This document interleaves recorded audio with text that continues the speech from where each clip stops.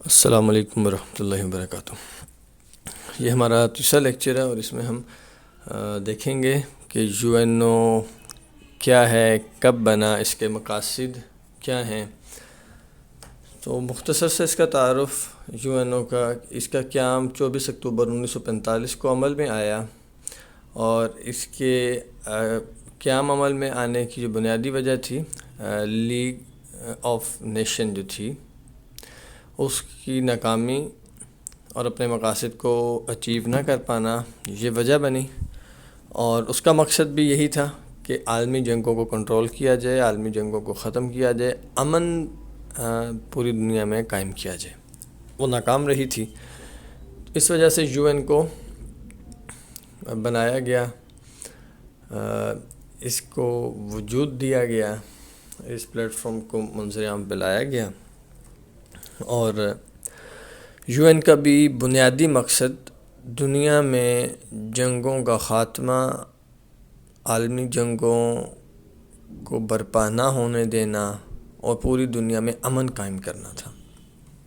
یہ اس کا بظاہر مقصد تھا۔ یو این کے 5 مستقل ممبرز ہیں جن کو ویٹو کی طاقت حاصل ہے، اور 10 عارضی ممبرز ہیں جو کہ چینج ہوتے ہیں ووٹنگ کے بعد۔ ایسے ہی انسانی حقوق کا عالمی منشور جو یو این او کا ایک چارٹرڈ ہے، اہم چارٹرڈ ہے، اس چارٹرڈ کو یو این کی جو جنرل اسمبلی ہے اس نے 10 دسمبر 1948 کو منظور کیا تھا۔ اور وہ چارٹرڈ کیا ہے، اس میں سے چند بنیادی اس کے سیکشنز جو یہاں پہ انشاءاللہ ڈسکس ہوں گے ہمارے سیشن میں۔ قیام کے، جیسے میں پہلے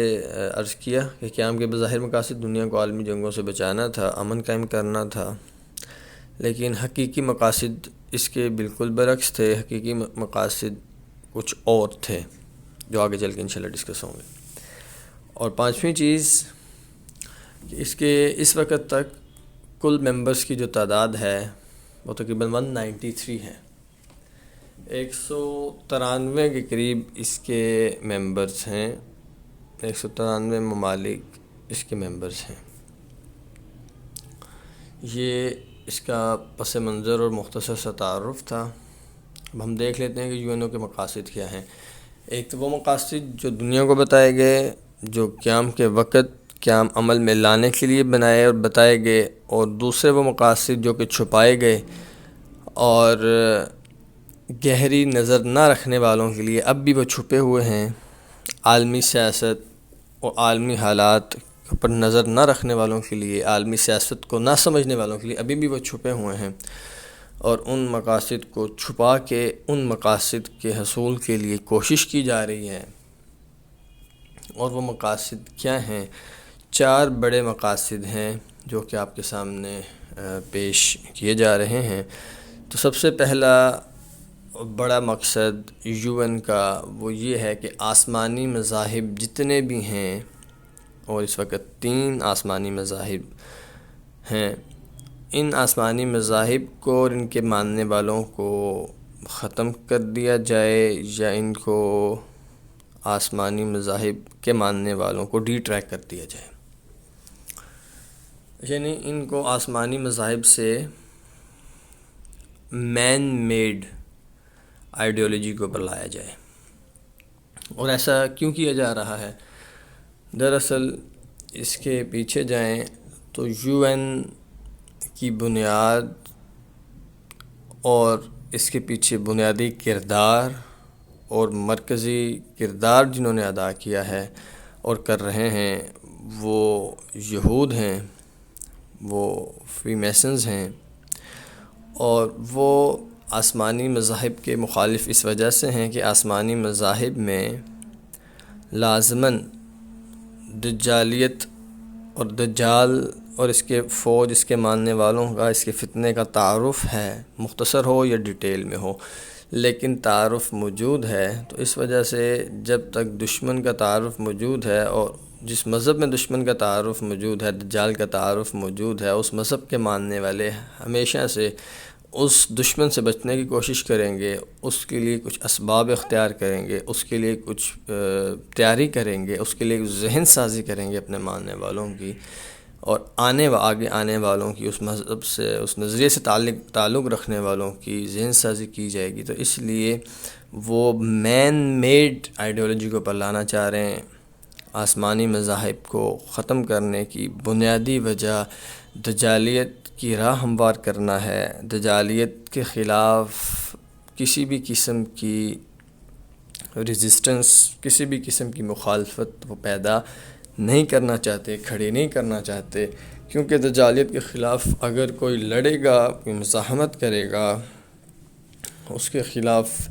اگر کوئی مشکلات پیدا کرے گا، تو وہ صرف وہی لوگ ہوں گے جو آسمانی مذاہب کے ماننے والے، اور خاص طور پہ اسلام کے ماننے والے مسلمان، کامل ایمان، مضبوط ایمان والے جو ہوں گے، وہی اس کے خلاف کھڑے ہوں گے، اور وہی اس کے خلاف کھڑے ہو کر اس کے خلاف قتال اور جہاد کریں گے، اور اس فتنے کو ختم کرنے کے لیے بنیادی کردار ادا کریں گے۔ تو اس لیے آسمانی مذاہب کا خاتمہ اس لیے چاہتا ہے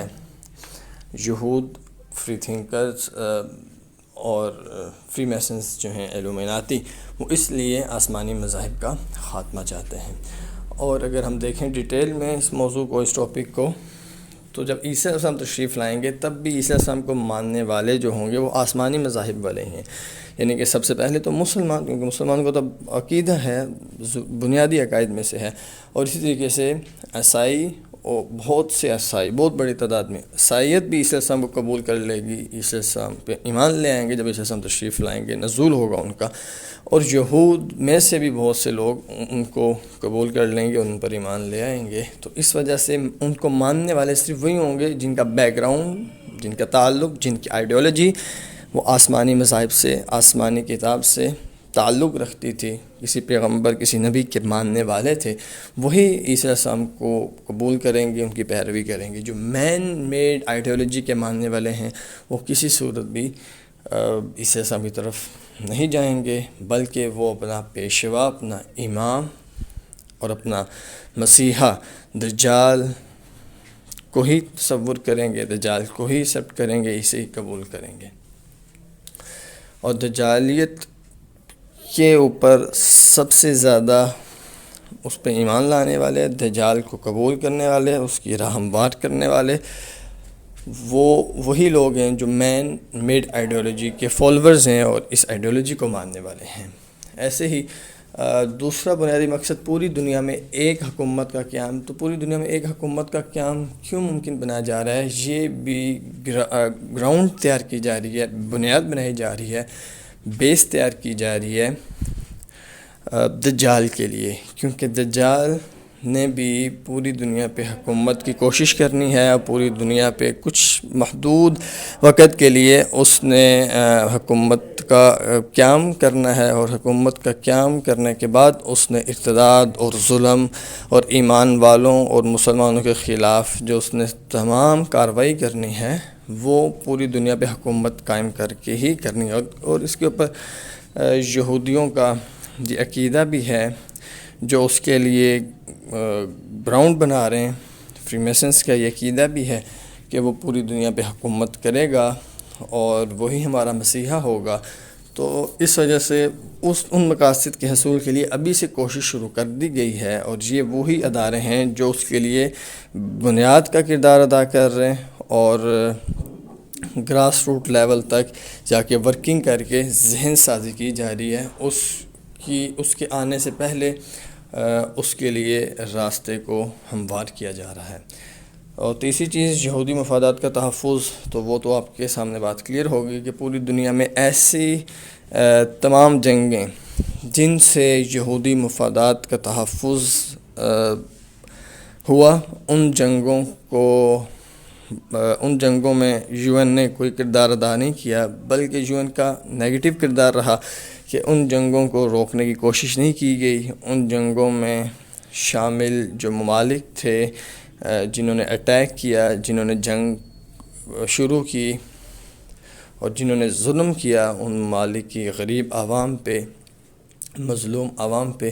ان ممالک کے خلاف کوئی کارروائی، کوئی قرارداد، کوئی ایکشن نہیں لیا UN نے، کیونکہ اس جنگ سے مقاصد جو حاصل کرنا چاہتے تھے، جو مطلوب تھے، وہ یہود کے سیاسی اور معاشی مقاصد مطلوب اور مقصود تھے۔ تو ان جنگوں سے یہود کو سیاسی مقاصد، سیاسی فوائد بھی حاصل ہوئے، معاشی مقاصد اور معاشی فوائد بھی حاصل ہوئے، جس وجہ سے UN ان جنگوں پہ خاموش رہا۔ کسی قسم کی کوئی قرارداد، کسی قسم کی کوئی تقریر، کسی قسم کا کوئی ایکشن اور کسی قسم کی کوئی کارروائی عمل میں نہیں لائی گئی UN کی طرف سے، جو کہ بنیادی بظاہر مقصد تھا UN کا، کہ انہوں نے جنگوں کو کنٹرول کرنا ہے، امن قائم کرنا ہے، جنگ نہیں ہونے دینی۔ لیکن بات وہیں پہ آتی ہے کہ جب جنگ کرنا یہود کے لیے فائدہ مند ہے تو جنگ ہوئی، جب جنگ کرنا اور ظلم کرنا یہود کے سیاسی اور معاشی مقاصد کو تعاون فراہم کر رہا ہے، شیلٹر پرووائڈ کر رہا ہے، تو جنگ کی گئی، جنگ ہوئی، اور UN نے اس میں کوئی کردار ادا نہیں کیا۔ اور دجالیت کی راہ ہموار کی جا رہی ہے ون ورلڈ آرڈر کے تحت۔ اس دجالیت کی راہ کو ہموار کرنے کے لیے اس وقت اگر آپ اس کا UN کا بنیادی انسانی حقوق کے عالمی چارٹر کو پڑھیں، ڈیٹیل میں دیکھیں، اور اس کو پڑھنے کے بعد اگر اس کو آپ سمجھ لیں تو آپ کے سامنے بات کھل جائے گی کہ در حقیقت UN ایک غیر اعلانیہ حکومت ہے پوری دنیا میں، کہ یہ اپنے ممبرز ممالک کو، جو کہ 193 پلس ہو چکے ہیں اس وقت تک، ان ممالک کو اپنے اصول دیتی ہے، اپنے قواعد دیتی ہے، اپنے ضوابط دیتی ہے، اپنے پروٹوکولز دیتی ہے اور اپنے SOPs دیتی ہے کہ ان کے مطابق آپ کی تعلیم ہونی چاہیے، ان کے مطابق آپ کی صحت کا نظام ہونا چاہیے، اس کے مطابق آپ کا مالی اور معاشی نظام ہونا چاہیے، اور اس کے مطابق آپ کا اعتقادی اور نظریاتی نظام ہونا چاہیے، اس کے مطابق آپ کے بنیادی حقوق ہونے چاہیے، اس سے اوپر بھی نہیں اور اس سے نیچے بھی نہیں۔ تو اس کا مطلب کہ ابھی سے